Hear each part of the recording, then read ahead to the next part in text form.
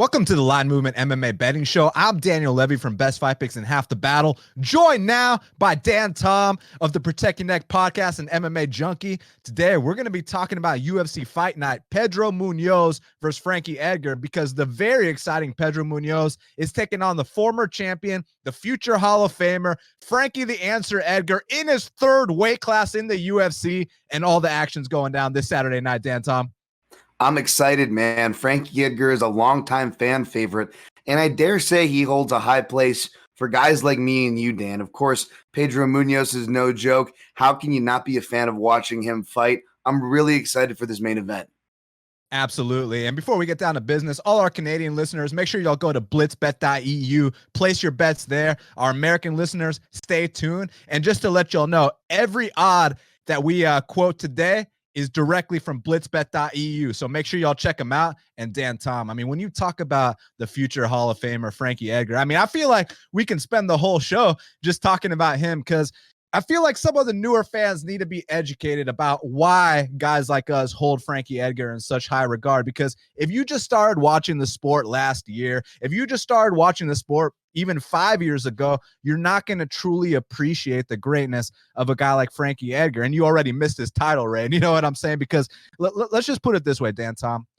Back in 2010, when he dethroned the great BJ Penn. Now, when I mention BJ Penn today, again, for the newer fans, are like, oh, that's the guy on the big losing streak. But like when I mention it to guys like us, it's like, oh, BJ, like, you know what I mean? Like the God, because back in 2010, the three best pound for pound fighters, it was always the debate between Anderson Silva, GSP, and BJ Penn. BJ Penn was on top of the world back then. And when Frankie Edgar went out there at UFC 112 in Abu Dhabi and dethroned the great BJ Penn, it was one of those moments where, firstly, no one could imagine BJ losing at 155 pounds, let alone to this, 5'6" guy who everyone was writing off, doesn't have the power, doesn't have the this. He needs to drop a weight class. So the guy goes out there, wins the 155-pound belt, and then in the rematch, he was still an underdog to BJ Penn. People are still counting him out. So at UFC 118 in Boston, Massachusetts, goes out there and beats him even more dominantly the second time, Dan Tom.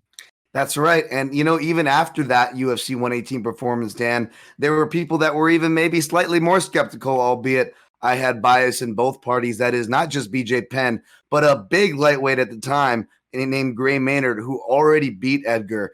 And again, Frankie was counted out then. I was lucky enough there to be live at UFC 125 to watch that epic draw, which counts as a title defense. The title did not move. That is a title defense. And he, of course, was able to put Gray away in the third fight. And I think after that, Dan, everybody kind of became a fan.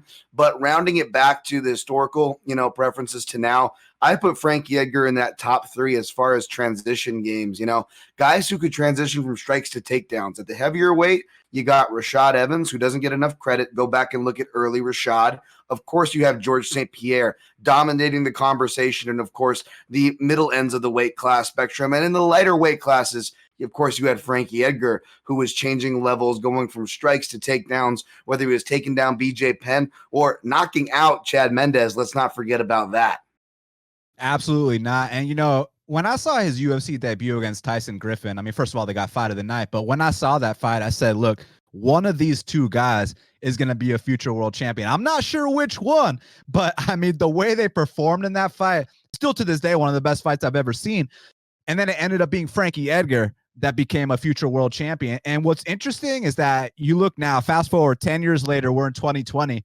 And now he's finally fighting in the right weight class, Dan Tom. We've been waiting for this for years. He was fighting at 155 pounds as a 5'6" man. Could you imagine a 5'6" guy winning the lightweight belt in 2020? You absolutely can't. Could you imagine? I was going to say at 45s, but actually the champ is 5'6". So let's retract that statement. The thing is that there's no way in hell Volkanovski could make 35s. You got to cut off his leg for a guy like that to make 35. So Frankie Edgar finally in the right weight class. But he's almost 40 years of age, and he's not being welcomed with some cupcake. I mean, Pedro Munhoz, when you talk about a world-class guillotine, you talk about Pedro Munhoz. When you talk about nasty calf kicks, you talk about Pedro Munhoz. When you talk about one-punch knockout power, you talk about Pedro Munhoz. When you talk about a stabbing front kick, you talk about Pedro Munhoz. So I think this is a very dangerous fight for the former champion. But man, what a welcome addition to the bantamweight division. He wins here, he's automatically in the top 5. Yeah, I mean, he never has it easy, right? His first featherweight fight, we thought that was the right weight class for him. Who was it against? Jose freaking Aldo in his prime, no less, in a title fight. So Edgar never gets it easy, but that's the problem, Dan. He's 38, but if you look close, he's going to be 39 in under 2 months here. So that kind of worries me because there are people like me who've been calling for bantamweight, but I was calling for it back in 2015. My bold prediction, Dan, in 2015 was that Dominic Cruz and Frankie Edgar would have fought for the bantamweight title in 2016. And I think both of them wish that probably would have happened in hindsight when you look at the harder pass they ended up electing to take outside of a fight or two that year. Of course, Frankie decided to stay, and so did Dominic after an easier fight against Faber. He gets Cody Garbrandt. We knew what happened, or we know what happened there. So as much as I want to live in the past, Dan, I do bring it up for good reason. It's 3 or 4 years later now. It's now 2020. I don't like guys dropping down, or fighting at bantamweight, past that age. Even another Frankie Saenz, we saw it catch up to him, to a fighter that perhaps on paper shouldn't have beat him without the wrestling creds. Wrestling creds or not, bantamweight is full of bangers. It's full of knockout artists now, and it's full of young blood. So to drop down, and Dan, you mentioned a lot about Munhoz, but mainly the stabbing body kicks and the body attacks is what gets me. It's a canary in my proverbial coal mine when guys drop down, especially maybe when they shouldn't be dropping down. They become more brittle. Things start to break. Perhaps we saw some of that last week, right? And Frankie Edgar is going to do it at 38 or 39. And particularly, I don't like what it portends for the body. So if a fighter is dropping down when maybe they shouldn't, and they're going against someone who has good body work, I think that's a bad recipe for the guy dropping down, Dan. Yeah, no, I mean, fantastic points. And I think the big talking point that everyone wants to, bring up is that, look, Munhoz is such a finisher through and through. What happens if Edgar lasts the 5 rounds? Does that mean Edgar's going to go out there and win a decision, or is Munhoz going to pick him apart? Is it going to be a back and forth war? So I'm kind of wondering what happens if this goes the full 5-round distance. But, to touch on the points you're bringing up about, dropping down a weight class, I feel like he's got a couple options here. I mean, he could have stayed at featherweight, but if you're competing in the top 10 with those killers, I mean, you saw how those last couple of fights went, man. So there's no more, title hopes for a guy like Edgar at 45. So it was either go the Shogun route and fight a bunch of guys that, couldn't even breathe their air a couple of years ago, which gives, young up-and-comers a chance to make a name off you, or go for one last title run in a new weight class. You got the big name. You get a top 5 fight your first time out. I mean, if he wins here, it's huge. It's just if he wins. Big if, Dan Tom. Yeah, it's tough. I feel like the bad stylistic matchups are becoming problematic. And, we've even heard this discussed about the best fighters of the sport who haven't aged out. The point is, if you're around long enough, Dan, there's a lot of footage out on you. I mean, why do you think we have shows like this? What do you think that me and Dan are talking about as I speak to the audience right now? Where do you think we're pulling our opinions from, folks? It's the fact that the UFC's been putting on a bunch of shows, and there's a lot of fighters who've been fighting for a lot of those shows. So it becomes really dangerous once you start having that Hansel and Gretel like breadcrumb trail. People can follow those breadcrumbs home, if you know what I'm saying, Dan. Absolutely. Well, now when we look at the odds, courtesy of blitzbet.eu, you got Pedro Munhoz minus 256. The comeback on Frankie Edgar is plus 205. So, I mean, the odds are saying that Munhoz is going to come out here and win this fight. And just to take it a step further, because I'm curious where the line opened.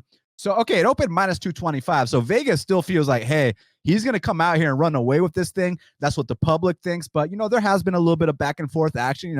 When you see a big number like that, with the former champion Frankie Edgar, someone that's, massively beloved in this sport, people will take it. It's just a matter of what's he going to look like in this debut? Because that last fight against Korean Zombie, I'll be honest with you, was very alarming. And I'll tell you why, for a lot of reasons.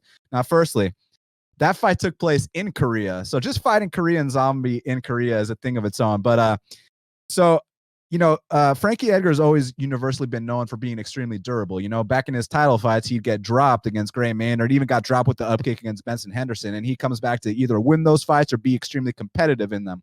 But nowadays he's getting knocked out. He's been knocked out more than once, and the first time was against a guy who, Ortega is known for his opportunistic submissions. Ortega has never been known for his knockout abilities, but Korean Zombie is. Now, let me just bring up this Korean Zombie fight. So I got a family member that works in Korea, or at least did at the time, right? So he was there during the time of that fight. And it was a huge deal. The return of the Korean Zombie in Korea, fighting a former champion. So, this person in my family hits me up after the fight, and he's like, who was that guy that Korean Zombie was in there with? I was like, dude, that's Frankie the Answer Edgar, the future Hall of Famer. He's like, no, that wasn't Frankie Edgar. Like, that must have been some random dude they brought off the street. That's how bad and alarming the great Frankie Edgar looked against Korean Zombie. People didn't even recognize him. People weren't even sure that was actually Frankie Edgar. So now dropping to 135 pounds against one of the best finishers in the division just sounds like a recipe for disaster for me. Close to 40 years old. I love Edgar, but I'm going to have to go with Munhoz to finish this fight. In your family member's defense, Dan, Edgar was rocking a pretty sweet afro. So, there's a little bit of that there. No, in all joking aside, I can't disagree with what you're saying about the alarms. But even more so, you said it and I agree. Frankie Edgar is a guy who made his money in a career off being able to scramble and use his ironclad will when things got tough in the thick of things. Not only in that fight, Dan, but overall in this winter of his career, so to speak, this later chapter, he's been getting hurt more, and he's been getting to, as well as controlling, dominant positions less and less as fights go on. You could say that he was rocked. That's why he gained dominant position. Chan Sung Jung, even though Chan Sung Jung is a great grappler. Okay, that's fine. I'll give you that. That being said, none of us should be surprised if Pedro Munhoz does the arm and guillotine sweep, which he'll use just to get to mount position, ends up on top of Frankie Edgar and starts battering on him. And the reason why, Dan, as I give you my pick, the odds are so slanted, it's because it's 5 rounds in a small cage. And even though we haven't seen Pedro Munhoz go 5 rounds since I think 2014 or 2013, he doesn't appear to be a guy that tires to me, Dan. And I'm not a big numbers guy, but they are good at reaffirming certain things when you keep them within context. And his pace never slows on that end as well. So those banking on the experience and Frankie taking him into deep waters, I think that's a really dangerous gamble here, to be honest. And in fact, not only do I think Munhoz is going to win, and I'm a Frankie Edgar fan, I would not mind being wrong here, folks. I take no pride in saying this, but I dare say that Pedro Munhoz is going to be the first to submit Frankie Edgar, Dan. If you go back and watch the Brett Johns fight, Daniel Cormier, who more and more I watch, I think this guy's a better analyst than he was a fighter, because Daniel Cormier picks on a brilliant thing. And he says, did you notice how Munhoz had his arm under the guillotine, but he actually stopped and went to switch to the right side, and that's what cost him position, even though he obviously won and schooled Johns with the body work that I said to watch out for in this fight. The fact was he gave himself away. Munhoz showed his hand. He has a dominant side, which is most guys' right side. And if you look at Frankie Edgar, which I did, from early career Edgar, mid-career Edgar, relevant Edgar, or the few times, which hasn't been very much surprisingly, despite his experience, the few times he's faced good front headlock threats like Brian Ortega or Charles Oliveira, his head always goes to the dominant side, the right side. Those are all right-handed fighters. Even most southpaws are right-handed, folks. That's a bad gamble. And even when Frankie Edgar, I always picture him slipping, doing the knee taps, slipping his head to the outside, which would be good. That would mean he's slipping to Munhoz's left, his weak side. Even when he gets in on those entries, Dan, what does he do? He's a chain wrestler. He chains and he finishes all his takedowns to the right, which is why UFC 162, I know what I'm going to reference here, Dan, is why he got saved by the bell. He was probably going to get guillotined by Charles Oliveira there. So I think Pedro Munhoz picks up where Charles Oliveira left off, and I think Frankie suffers his first submission loss.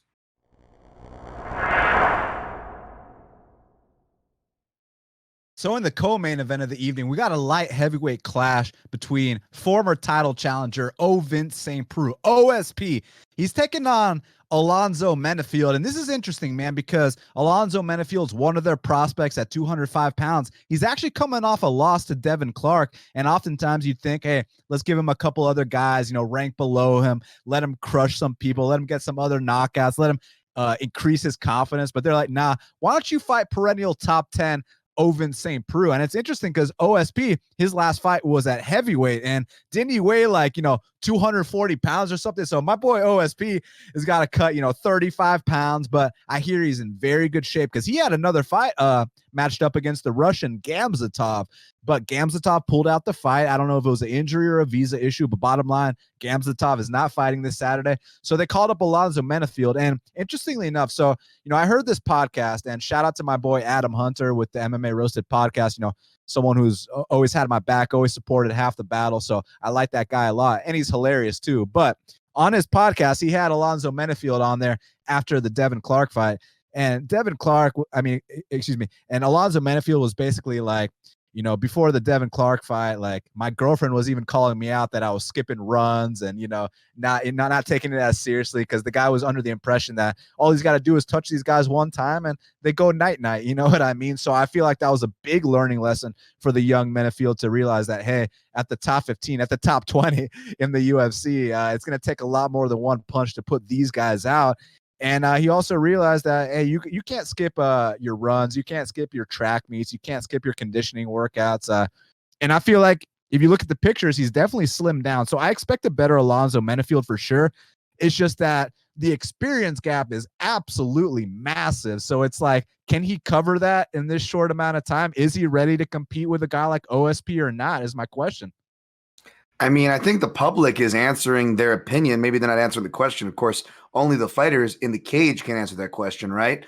But the public is answering in the sense that this line is shifted. I don't know the exact opener, but Menafield opened as the underdog, which makes sense to me, albeit not by a big margin, which also makes sense to me in defense. This is a heavier weight fight, albeit not a heavyweight fight.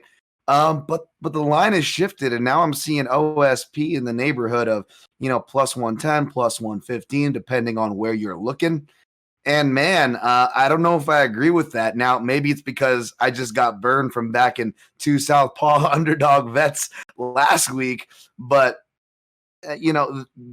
let's just say this one gets my attention as far as this goes, because he did come in at a 240, and I'm interested in asking you on how you know anything about OSP, because that's my frustration, Dan. This guy does not update the Instagram. His coach is not a traditional coach, nor does he have, the traditional gym that's kind of updating what they're doing. So you kind of never know what you're going to get with OSP, but OSP, whether it be showing up and having to go 15 minutes, win or lose, he's more dependable and has done it more than Alonzo Menafield, I'd argue, right?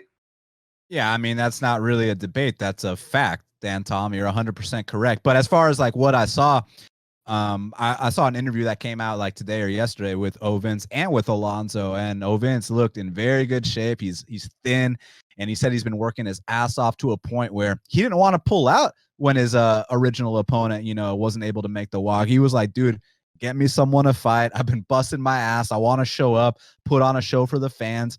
And he feels like he has too much experience for a guy like Menafield. Now, I just got to be upfront with the fans about this one, just like I am with every fight. Like, I really don't know how this fight's going to go, and I don't know who's going to win. But what I do know is that I would take the dog in this fight, regardless of who it is. If Menafield's the dog, I'm making the case that Ovince is getting up there in age.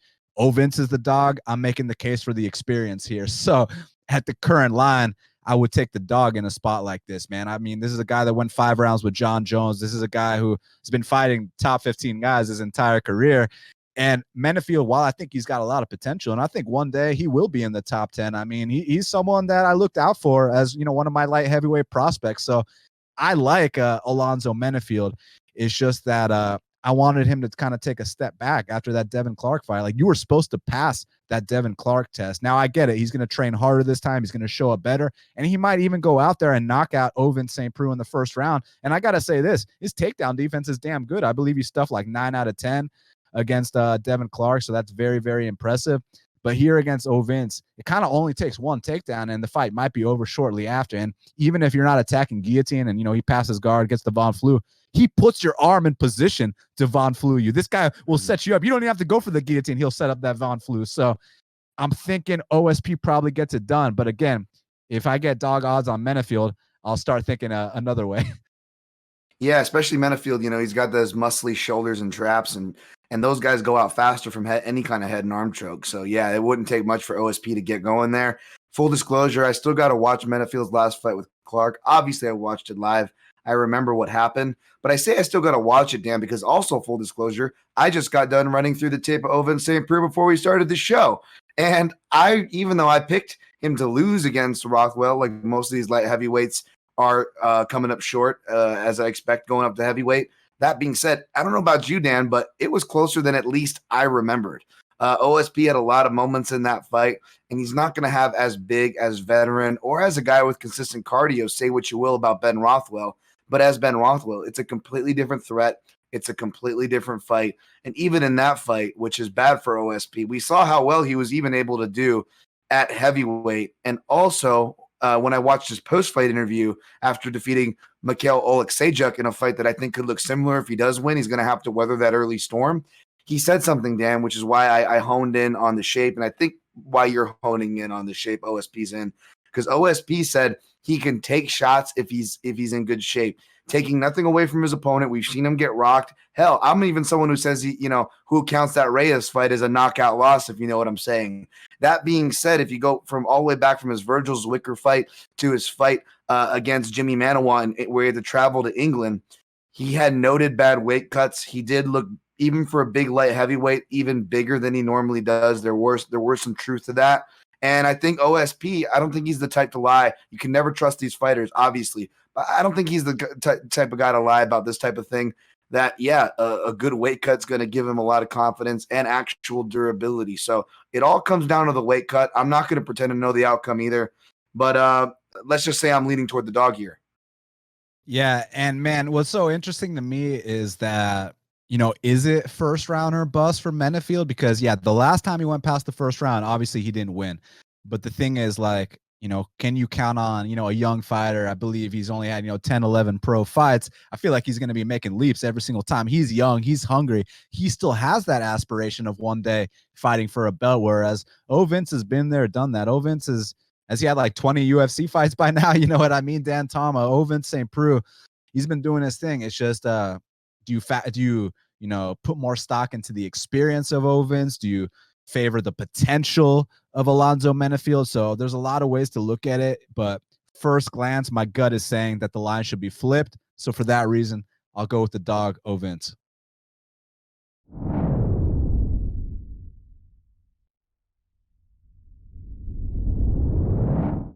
Now, next up in the light heavyweight division, we got a matchup between two hopefuls as Mike Rodriguez takes on Marcin Prachnio. And I feel like the story of this fight, besides the fact that it's going to be exciting, there's a chance that one man gets knocked out, is that both these guys, let's be honest, Dan Tom, they're fighting for their UFC jobs. And I know that a lot of people love to glorify the chopping block and stuff like that. And I'm not one of those people, man. I don't like to, parade around when people are about to lose their jobs and stuff like that. That's not my style. But being realistic, both these guys are coming off two devastating back-to-back losses. You know how competitive it is just to get into the UFC. So if these guys want to stick around, they got to come out here and make a statement. And Mike Rodriguez actually has an 8-inch reach advantage in this fight. And I feel like he's been underperforming like crazy in his UFC career, because this guy's a lot better than he's shown, man. I feel like you see little glimpses here and there. It's just something's missing in the in-betweens. And when he finally puts it together, or if he finally puts it together, I feel like he's a guy that one day can be in the top 15. But sometimes it's not just about the physical tools. Sometimes it's about the mental too, Dan Tom, because like when you talk about a guy like Mike Rodriguez, like I said, 6'4", 82-inch reach. He can knock guys out with straight punches. He's got a nice parrying game, the flying knees. I know he's been training his jiu-jitsu with Joe Lozon and the crew. So, I mean, he's doing the right things. He's around the right people. It's just all got to click for him. And with Marcin Prachnio, there's a lot of pressure for him to come in here and get this win. I know the Polish media has been harassing him. I know they've been putting a lot of pressure on him. He feels like he's got to come out here and perform. And those last two fights against Alvi and Ankalaev, they would lead you to believe that he's not quite ready to be in the UFC today. Maybe one day, but not today. The thing is, that's just us talking. For Marcin Prachnio, who actually gets up every morning, puts his running shoes on, puts those miles in, goes to the gym and trains, he's probably leveling up as we speak. So what I'm wondering is, does the best version of Marcin Prachnio come out here and beat a guy like Mike Rodriguez on his best or worst day? So that's kind of what I'm wondering here. And I mean, how do you kind of view this fight, Dan Tom? It's tough, man. I was just one of the few that was excited for Prachnio coming in. Maybe it was a little bit of that karate bias, Dan. Maybe it was the fact that from middleweight up to light heavyweight to heavyweight, let's be honest, it doesn't take a lot of skill to be successful. And if you're an athletic guy with knockout power, you can go pretty far even at the top level. However, even though I thought maybe you could come in, maybe be a European Thiago Santos of sorts, turns out he's a little more glass cannon than we suspect. And maybe a little more glass than he is cannon. We're going to have to see. It's been since 2018. The problem for me is that not just his recklessness and, running into a wall over and over again like he did with Alvi. And then he tried to fight a little smarter and was just outclassed by Ankalaev. And he probably wasn't going to win that fight anyways, to kind of give him credit there, I guess, if you could call it that. The problem is, what's the common thread there, Dan? They're both southpaws. What is Mike Rodriguez? That's another southpaw. So something tells me this guy doesn't do good against southpaws. He's also got a TKO loss, Alexander Rakic. Obviously, Rakic is not a dedicated southpaw, but Rakic obviously fights from both stances and can fight from both stances. So there could be a definite common thread there as far as not just level of opposition, but style. And Mike Rodriguez, of course, he has to answer his own questions as far as level on where he's at. And I'm more curious, Dan, to see where his confidence is at. This guy's a gamer, and I don't just mean that in the a cheap commentary Mike Goldberg phrase. No, he literally likes the game. He's a smart guy. He likes to improve. He likes to upgrade his tool sets. And even in these defeats, I would argue you could see Mike Rodriguez trying to bring new skills to the table. But does he get shaken up from that confidence from being knocked out to out grappled, et cetera, and so on? That's what I'm going to be looking for here. I don't know if I'm as confident as the line is. I'm really curious to what your opinion is there, Dan, from a betting perspective, as far as what you think of the line. But am I leaning toward Mike Rodriguez to get it done and continue the southpaw drought for Prachnio? Yes, I am. I just don't know if I'm as confident as the line says. Well, firstly, thank you for informing me that he fought Alexander Rakic. I actually wasn't aware, so you just taught me something new. But as far as him being a gamer, he's also a video gamer too. Streams on Twitch as well. So you're very 100% correct there. I mean, it's just one of those things where it's like, Mike's got all the physical tools. He's got the technique. He trains with the right people. Like, it's one of those things, like, if you get the video game controller, you create the fighter, you get this 6'4" specimen with the 82-inch reach, training with all the right people. Like, he's got all the tools he needs to come out here and win. It's just we need to adjust the mental side of things. He needs to get that part in order. And once he does, man, I think he can go out there and win some UFC fights. And one thing I noticed about Marcin Prachnio is it seems like he might need a little more work on the regional scene before, he kind of swims with the sharks in the UFC. Because, yeah, I know Alvy's experienced. I know a lot of people have high hopes for Ankalaev, but it's not about the results to me. It's not about the fact that he got knocked out in the first round twice. It's about how he looked up until the knockouts. And to me, he looked very uncomfortable inside that UFC cage. He doesn't seem like he quite belongs right now.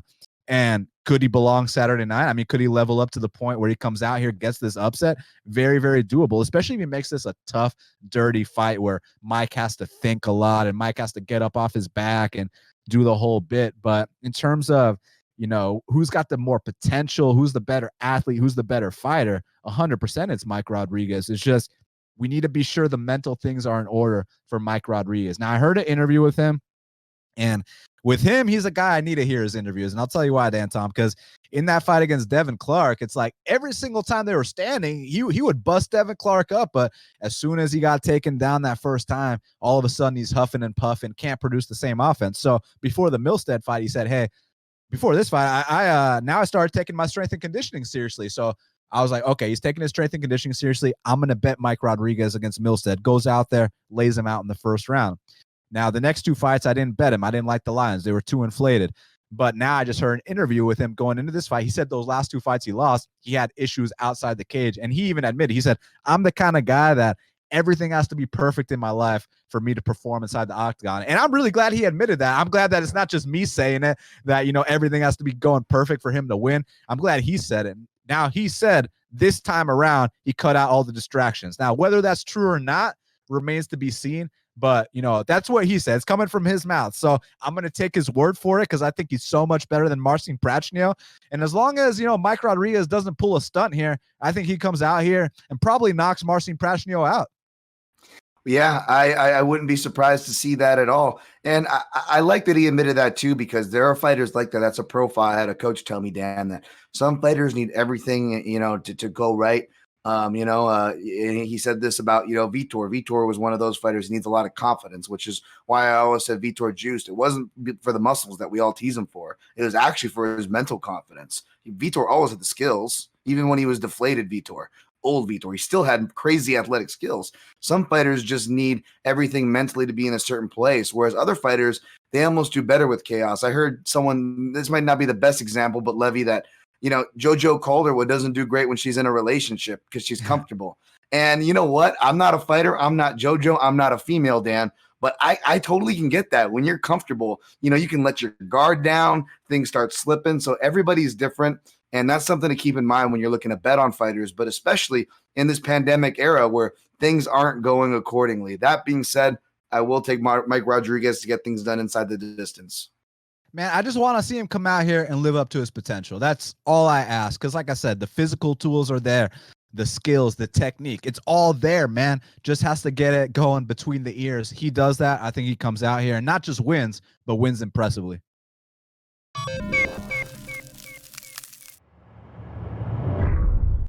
Now, Dan Tom, we got to talk about the biggest mismatch on the card, maybe the biggest mismatch of the month, because we got Maria Agapova taking on Shayna Dobson. And, I like the matchmaking here a lot. And I'll tell you why, Dan Tom, because after Maria Agapova went out there and smashed Hannah Cyphers the way she did, a lot of people, even myself, I was joking like, hey, let's just go ahead and book her with Joanna Jędrzejczyk. You know what I'm saying? Just because of how damn good she looked and just, projecting to the future.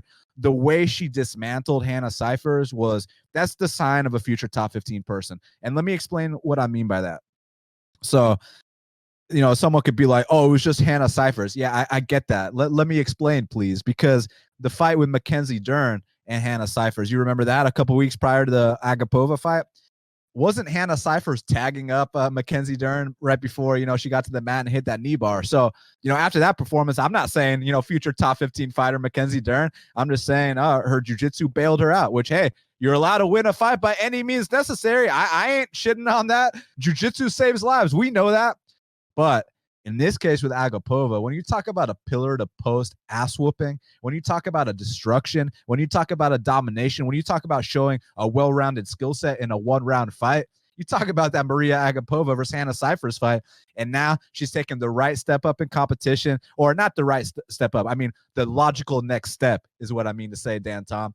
Here with Shayna Dobson, go out there, feel more confident inside the octagon, try some new things out. I mean, if you want to head kick this girl, go ahead and do that. If you want to hit her to the body, if you want to mix in takedowns, if you want to try out your wrestling, if you want to try out your submission game, whatever the case may be, go out there and, put on a clinic. Go out there and style on this girl. Do whatever you have to do. Feel more confident, because after you finish this girl in highlight reel fashion, now they're going to start to give you the step ups in competition. So we got to make sure that she gets her feet wet inside that octagon, feels confident, because it's going to be bright skies for her. It's going to be big fights for her. We just got to prime her and groom her the right way to make sure she's ready when they give her that step up. Because you saw her on Contender Series. She got 30-27 by Tracy Cortez. So she wasn't quite ready back then.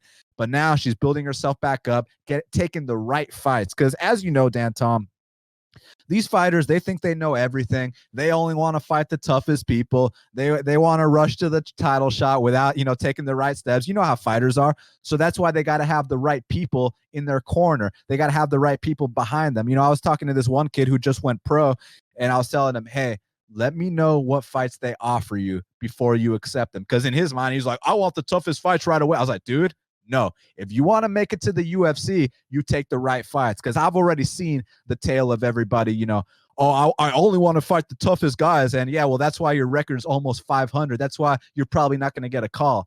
But you take the right fights, then you make it to the UFC. So here, now that she's in the UFC with her, she's probably thinking, I want the top 5. I want this. I want the champ. I want this and that. Well, listen, Maria, let's smash this opponent how we're supposed to. Let's handle her accordingly. And then we can give you a top 15 opponent. So I got Maria Agapova via first round destruction. Yeah, I was going to ask you if you saw, I was going to say if Dobson maybe can make this last a little longer as far as looking for playable angles on this fight. But the first round finish wouldn't surprise me. And, I feel bad for Dobson.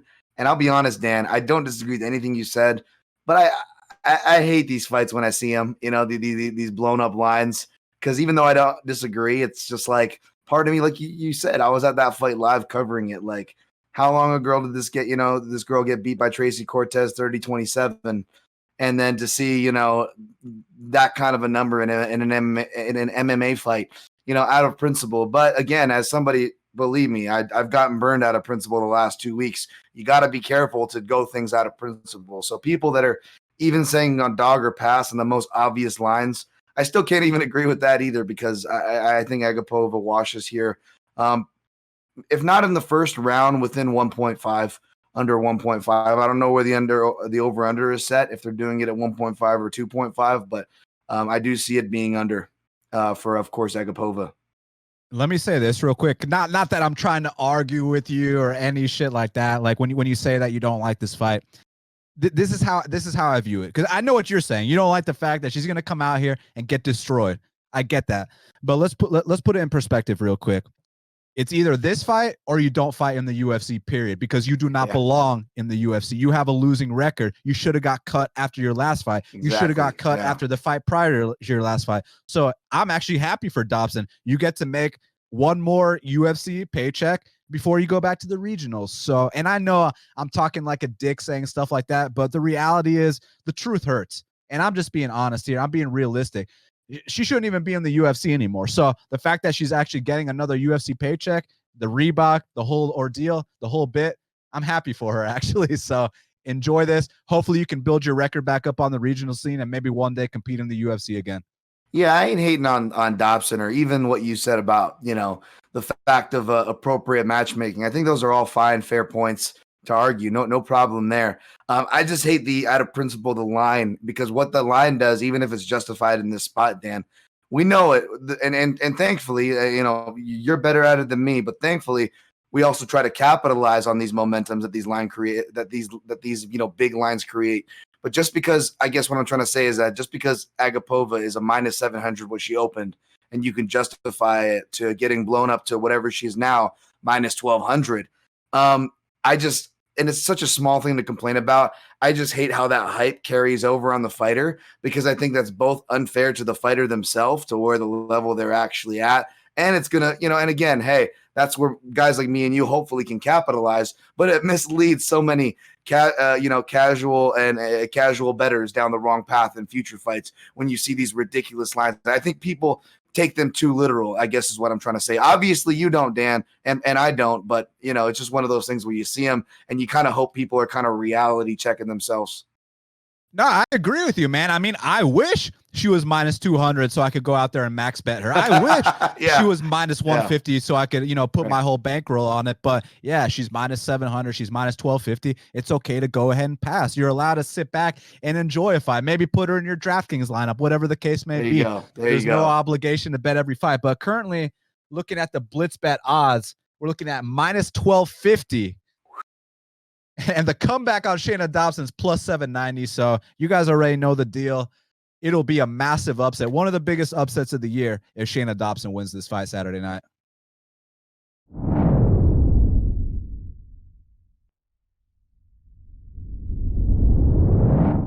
Now, Dan, Tom, we got a striker's delight in the welterweight division, because Daniel D-Rod Rodriguez is taking on Takashi Sato. And I love this fight for so many reasons, man, because it's like with Daniel Rodriguez, the kid puts up output, man. He's got the volume, he's got the hands, he's got a submission game, he's durable.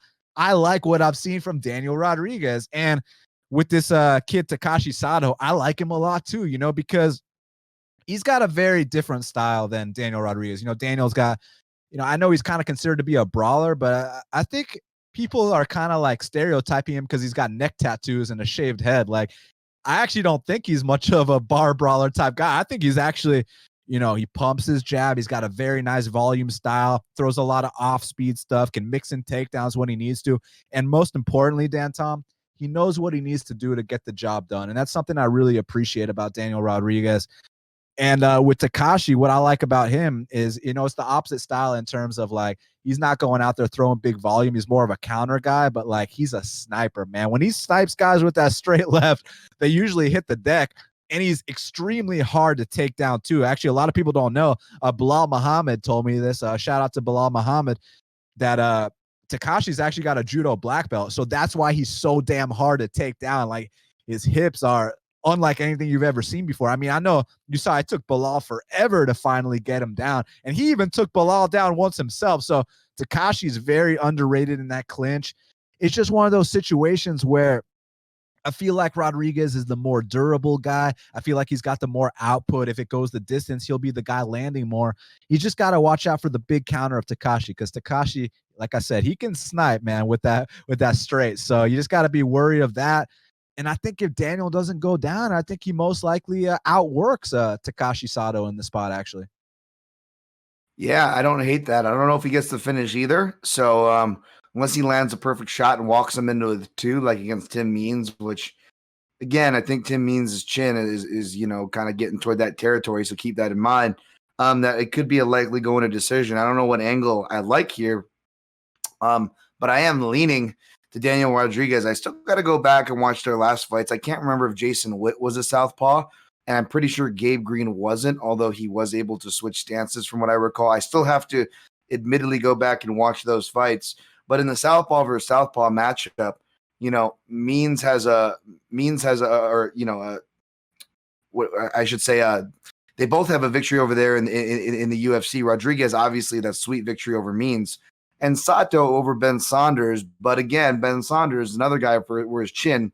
You got to kind of take that into account as well. Southpaw versus southpaw matchups are always really interesting to me, Dan, because it's not always the better striker that wins. And with the guys kind of somewhat closely matched, although I think Rodriguez is the better striker, it makes it interesting. I'm gonna lean Rodriguez here, but I'm real interested to see if any angles turn up or what I come up with after watching their most recent fights.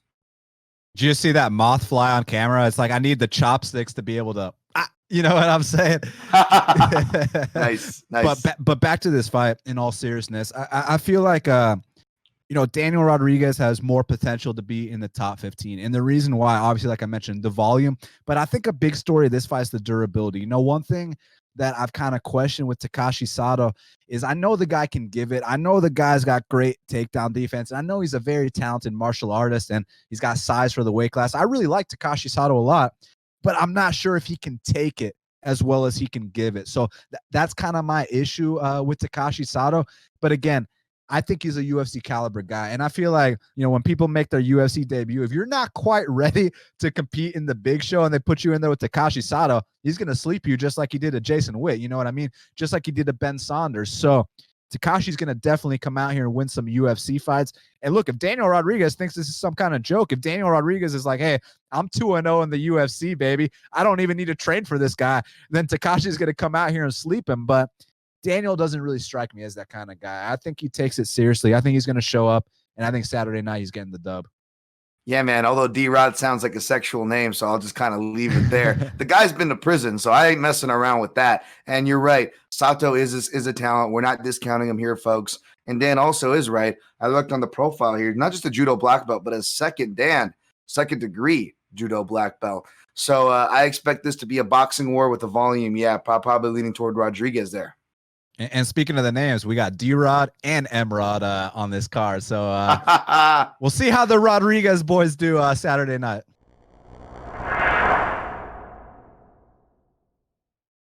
Well, Dan, Tom, last but not least in the lightweight division, we got a matchup between Joe Salecki and Austin Hubbard. And this should be a very exciting fight. And just taking a look at the blitzbet.eu odds, currently, they got Salecki -143. The comeback on Austin Hubbard is +116. Now, very, very exciting fight. A lot of line movement. Make sure y'all go to linemovement.com or follow us at line_movement. Let us know who you think is going to win this fight and the other ones we talked about.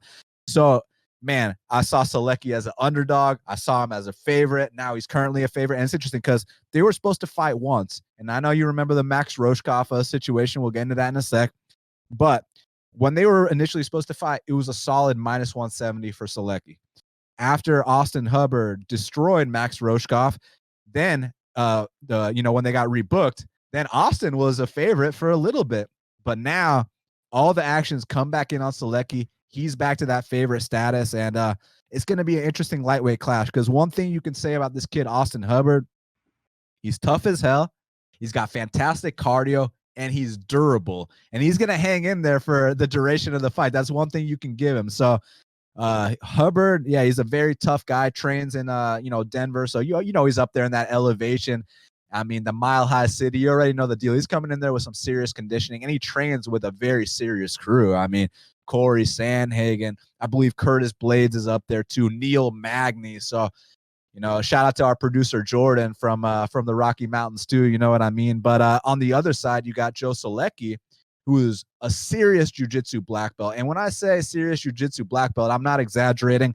I know there's tons of jiu-jitsu black belts, but this guy, like, it could be a one takedown and the fight is over shortly situation. The only thing is that Davi Hamosh is also a world-class jiu-jitsu black belt. He took Austin Hubbard's back. Austin survived. You know what I mean? So Austin's a tough guy. I expect Austin to make it the full 3-round distance. It's just one of those things where I'm not convinced that Austin gets back up if he gets taken down. So I feel like if Joe Salecki takes him down, gets on top, that's the end of that round. You got to try again in round 2.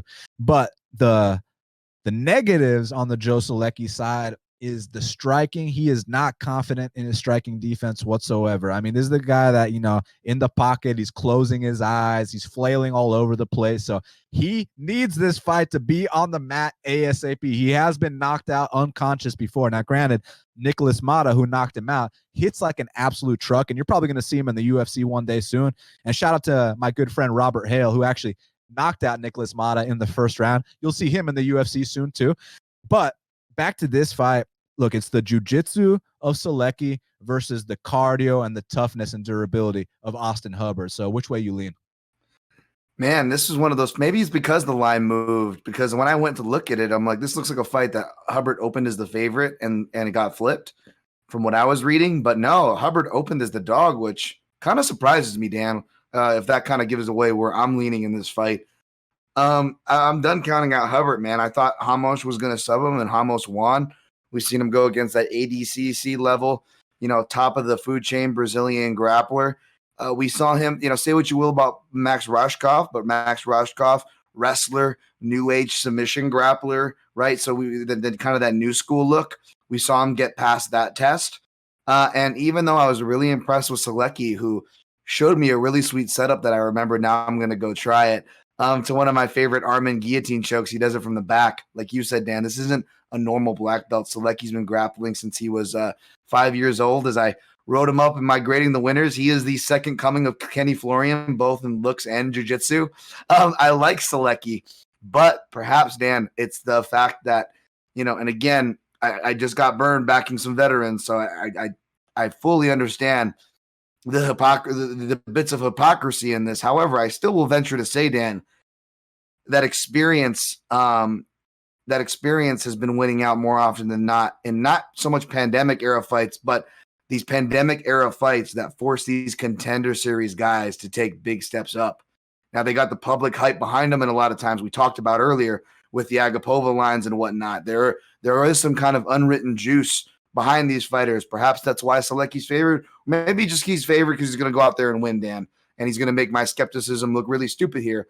And that's fine too. I still got to go back and watch Salecki's last fight against Weinman. But even without watching that fight, Dan, this is what worries me. We talk about the experience, what I'm kind of edging around here. Salecki's only won 2 decisions. He's only been the 3 his whole career.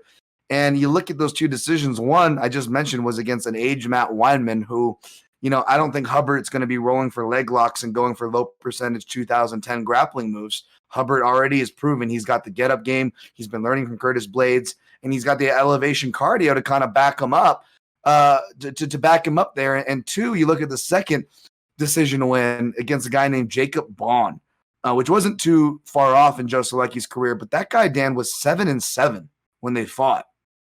I mean, how much stock are we going to put into a 7-7 guy? That's your first decision win, and that's the fight that gets you into the contender series and under the UFC banner. I mean, 155 is a hell of a place to learn how to swim. And even guys who we've counted out like Hubbard, and he might go lose this fight, Dan. Who knows? Maybe I might not even pick him. Maybe I'll change my mind after I refresh myself on tape. But I don't know. It just seems off to me. I feel like if you got either guy at dog money, you're probably sitting pretty to repeat words there. But as what it sounds like, I'm leaning toward Hubbard here. Yeah, look, I mean, I understand Hubbard has a path to victory, no doubt about it. He's got good calf kicks, the conditioning, he's durable, he's tough as hell, no doubt about it. The issue I have in this specific matchup is because when I think about guys, when I think about the style to beat a guy like Joe Salecki is I want some power on that chin. I want someone to go out there and make him fear for his life standing because Joe Salecki is extremely uncomfortable in the stand-up. And I just don't think Hubbard brings that power to the table to really make Joe Salecki, start shooting from a mile out and start doing a bunch of uncharacteristic stuff and then start flopping to his back. And the other thing is that I've seen Hubbard taken down multiple times in every single UFC fight, against Davi Hamosh. And back to the Hamosh fight, there's a couple ways to look at it. On one hand, you give Hubbard a lot of credit because he didn't get submitted. But on the other hand, I kind of feel like Davi felt so unthreatened by him that he actually went out there and tested his stand-up against Austin Hubbard and actually won those rounds too. And then against Mark Madsen, now I know that's a silver medalist Olympian. You don't have to tell me, but there were some concerning things in that fight. And let me tell you what they were. So obviously he got taken out like 8 times or, 8 to 11 times. I don't remember the exact number in those first 2 rounds. And then he won the 3rd round. Everyone praises him for how he won the 3rd round. But actually, the 3rd round that everyone praises him for is the round I criticize him for. And the reason why is because it's like you have a completely gassed opponent who is dead to rights. And for a fact you lost the first 2 rounds. A couple calf kicks and a couple shots here and there isn't gonna seal the deal. You need to go out there and get mean and finish him. And I just don't feel like Austin Hubbard has that mean streak. And I know his last fight he's officially coming off a TKO loss. It's only a TKO because Max didn't answer the bell. It's not because Max went out or anything. And even Max was having some success. And Max is a guy, let's be honest, you're never going to see him fight again, period. When he said that, that he felt like he didn't belong, he said he used to check out in wrestling too. Like this isn't a new thing in MMA. He said he did the same shit back in his wrestling days. That's why he never won a national championship or was never, an All-American or whatever the case may be, is because, when the going got tough, he checked out. That's exactly what happened. So Austin can capitalize on these guys that don't belong, no doubt about it. I just feel like Joe Salecki is too much of a specialist for him. And as long as Joe Salecki can get that world-class jiu-jitsu game going, I think he at least wins 2 of the 3 rounds. And you just have to survive, that last round. But Austin doesn't really have the power to put him away. But again, Salecki's very uncomfortable standing. He closes his eyes. So maybe this is the time Austin can come out here and get his first knockout in the UFC, first real knockout. You know what I mean? Not quit between rounds, actual knockout. But I don't know, man. I got Salecki here. I think his jiu-jitsu is too much. His fight IQ, I think he controls Hubbard, possibly submits him, but most likely controls him and wins the decision. Yeah, I got to be honest. I can't commit myself to a pick till I refresh the footage.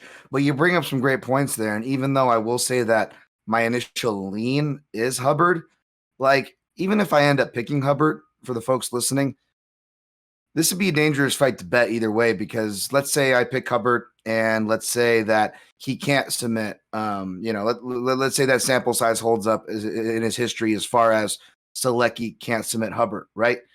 Even then, I feel like it's going to be such a sweat to where, it's like that Pichelle Miller fight where it's coming down to can one fighter get backpack and ride out the round, or can the other fighter kind of scramble out? And you're going to be sitting there sweating. Now, if you got plus money on the equation on either party, I don't blame you. Have fun, kids. I'm not trying to tell you where to put your money and where not to. I just feel like this is going to be a sweaty one either way. I'm going to lean Hubbard for now for the reasons I said, but you brought up great points, Dan.